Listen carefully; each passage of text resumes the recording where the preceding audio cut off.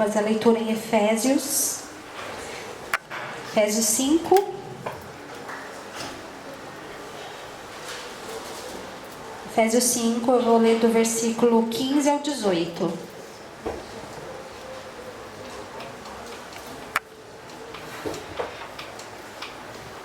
Vou ler aqui no telão que fica todo mundo na mesma linguagem. Tenham cuidado com a maneira como vocês vivem, que não seja como insensatos, mas como sábios, aproveitando ao máximo cada oportunidade, porque os dias são maus. Portanto, não sejam insensatos, mas procurem compreender qual é a vontade do Senhor. Não se embriaguem com vinho, que leva à libertinagem, mas deixem-se encher pelo Espírito. Em nome de Jesus, vamos fazer uma oração para que Deus possa falar aos nossos corações nessa noite. Pai, em nome do Senhor Jesus, nós estamos aqui na Tua casa, Senhor. Nós viemos aqui, ó Deus, para Te adorar, ó Deus. Nós não temos, ó Deus, outra intenção a não ser Te adorar. E a nossa adoração, ó Deus, ela precisa ser de uma maneira completa, Pai. Que o Senhor, ó Deus, aceite a nossa adoração nesta noite. A gente já orou, a gente já cantou, a gente já se alegrou na Tua presença. E agora eu te peço, Senhor, em nome de Jesus, usa a minha vida, Pai. Usa a minha vida para falar à Tua igreja, Senhor. Que não sejam palavras minhas, mas que no nome do Senhor Jesus, o Teu Espírito Santo tenha total liberdade de falar a cada coração aqui, ó Deus. Que o nosso coração, Senhor, ele esteja, Senhor, receptível a ouvir, a receber a instrução dos céus para as nossas vidas. Em nome de Jesus, abençoa-nos, ó Pai. Amém, Jesus. Podemos nos assentar. Eu agradeço muito a oportunidade de estar aqui. Agradeço ao pastor Jorge por ter me colocado na escala. E eu estou aprendendo, né? Falo, cada mensagem é um aprendizado. E assim, Deus, ele é perfeito. Deus, ele é lindo, ele é perfeito. Eu falo assim, Deus, ele tem os métodos dele de falar a cada um de nós. E às vezes eu fico pensando, que eu falo assim, Deus, o Senhor usa cada um da maneira como o Senhor quer. E foi difícil eu entender a maneira como Deus gostaria de me usar. E eu tenho percebido nesses últimos momentos que Deus, ele me escolhe de um jeito diferente. Ele me faz viver na prática para que eu possa vir falar. Então eu passo por uns momentos e aí depois desses momentos o Espírito Santo fala, e aí, o que você aprendeu? E aí o que você vai ensinar? Então assim, Deus, ele é maravilhoso. Pode colocar o tema da mensagem aí na tela, por favor. E assim, eu gostaria de dizer, tem duas coisas que eu gostaria de começar aqui com a mensagem. Teve um dia que a Michelle pregou ou dirigiu o culto, eu não me lembro. E ela contou o testemunho dela e do Leandro, que os dois participaram do culto naquele dia. E ela falou assim, Deus sabe o quanto eu orei por isso, né? E aí, uma coisa assim que aconteceu na minha vida, que eu preciso compartilhar com a igreja. Logo quando eu me casei, o Dani não tinha o hábito de frequentar os cultos. Então vinha culto sim, culto não. Não tinha esse hábito, né, de estar aqui na casa de Deus. E eu lembro que uma vez eu estava sentada aqui no primeiro culto, e a Michelle sentou do meu lado, e aí o Leandro também não estava com ela. E ela olhou para mim e falou assim, Clau, nós somos as esposas sem maridos. E aquilo, ela não falou com maldade, eu sei, mas aquilo me doeu tanto, que eu pensei, não, Deus, eu tenho marido. E onde está o meu marido? Ele estava em casa. E aí, quando eu cheguei, eu falei isso para ele. Eu falei assim, amor, hoje eu ouvi uma coisa que me doeu tanto. Eu falei assim, eu estava na igreja e eu estava sem você, uma esposa sem marido. E aí ele falou assim para mim, então a partir de hoje nunca mais você vai ouvir isso. E aí ele começou a me acompanhar em todos os momentos. E aí no dia do culto, que a Michelle e o Leandro participaram junto, que é outro testemunho, né, para a glória de Deus. Eu olhei assim e eu falei para o Daniel, olha que lindo, os dois participando do culto. Eu falei, que dia que a gente vai participar do culto assim? Aí ele falou assim, amor, não me espere no púlpito. Isso eu não tenho como fazer. Eu vou regular o microfone, mas estar com ele não. E aí eu peguei e na semana o Espírito Santo falou assim para mim: filha, quer parceria maior do que o que eu tenho dado a você? O marido que tem te acompanhado em tudo, que acabou de regular o microfone para mim, para que eu pudesse falar aqui, que está ali em cima no som, todo preocupado. Ele morre de medo de eu falar dele aqui. Todo preocupado e me filmando. E assim, Deus ele faz as coisas de um jeito maravilhoso. E isso eu conto como testemunho, né? Como testemunho das coisas que Deus faz. Esses dias a gente teve aí os intercâmbios, que a gente precisou ensaiar bastante, e ele não mediu esforços para estar comigo em todos os ensaios. Regular o som, carregar a caixa, carregar o computador, pegar a pendrive, passar música, baixar música, ensaiar, dar pitaco nas danças, tá errado, tá feio, tem que melhorar. Então assim, eu louvo muito a Deus pela vida dele. E o outro testemunho que eu quero contar, vocês estão lendo aí, irmã Claudete Passos, e essa irmã em breve sairá daí. E estará escrito diaconisa. E eu louvo a Deus por isso, porque foi um presente, está sendo um presente de Deus para a minha vida. E eu lembro que no dia que eu fui indicada ao diaconato, eu fiquei muito feliz, muito feliz. E eu desci, eu chorei bastante, mas eu falei para Deus: Senhor, essa é a tua vontade? Porque às vezes as pessoas nos olham e indicam e falam, mas Deus, essa é a sua vontade para mim? Eu pedi muito a Deus um sinal de que essa era a vontade dele para minha vida.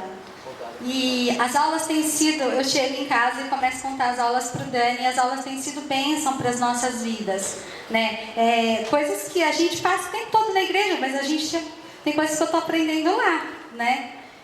E aí, um dia eu falei para Deus, né, Senhor, eu quero um sinal, Deus, que o Senhor me escolheu mesmo para isso.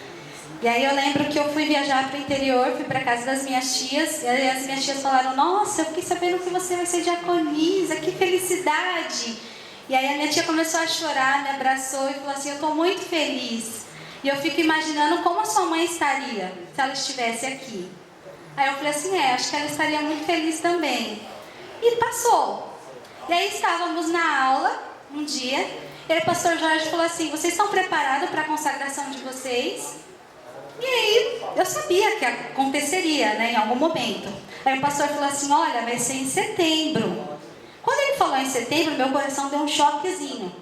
Aí eu, setembro, na mesma hora peguei o calendário. Que data, pastor? Aí ele, pera, eu não sei. Eu, que data, pastor? Aí ele falou assim: tá aqui, gente, vai ser dia 26 de setembro. E é o mesmo dia do aniversário da minha mãe. E aquilo foi uma resposta para mim. Eu falei assim: Deus, obrigado, o Senhor me respondeu de um jeito muito carinhoso, porque eu tenho certeza que ela estaria muito feliz mesmo. Então assim, hoje a gente vai meditar sobre encher, manter e transbordar.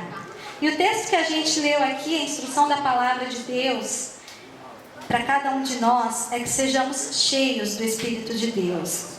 Jesus, ele nos pede isso, ele espera isso de nós. Particularmente eu amo falar do Espírito Santo. Eu amo falar dele porque hoje, nos dias de hoje, quem nós temos aqui conosco é o Espírito Santo. Jesus, ele veio à Terra e ele disse que ele iria ao Pai, mas que ele enviaria o Consolador. E o Consolador é o Espírito Santo e ele caminha conosco. Então é muito gostoso, muito especial falar dele. Quem já viveu aqui alguma experiência com o Espírito Santo? Quem pode levantar a mão e dizer: eu já vivi experiências com o Espírito Santo, eu sei quem é o Espírito Santo? Eu creio que se você está aqui, se você sabe quem é o Espírito Santo, você com certeza vai levantar a sua mão, porque a gente vive experiências com ele, e é muito bom a gente poder falar dele. Eu quero que você saiba que o Espírito Santo é real. E eu quero que você fale para a pessoa que está aí do seu lado: o Espírito Santo é real.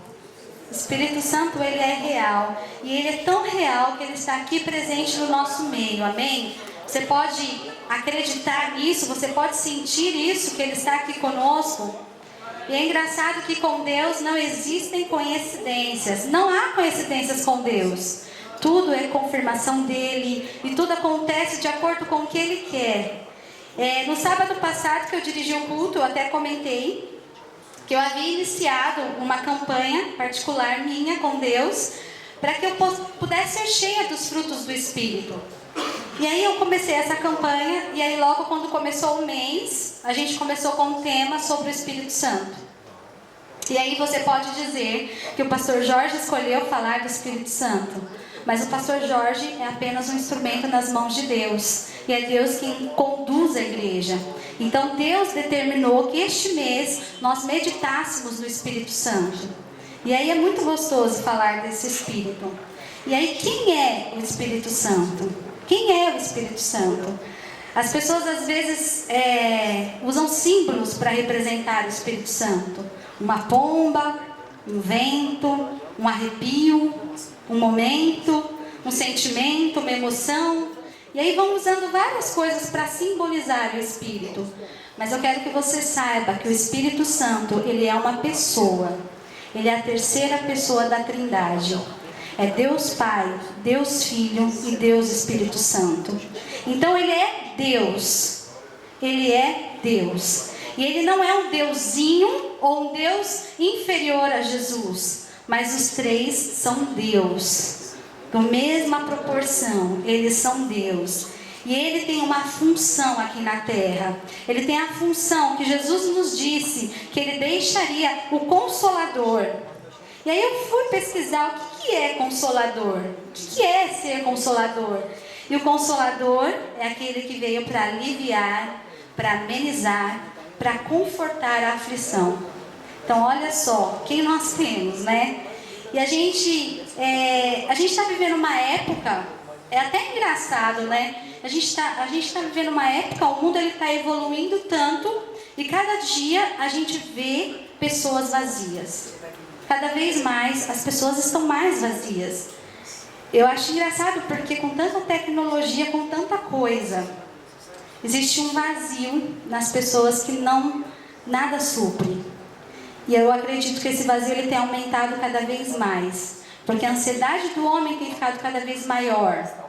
Tudo tem acontecido tão rápido e a gente passa a ficar cada vez mais ansioso.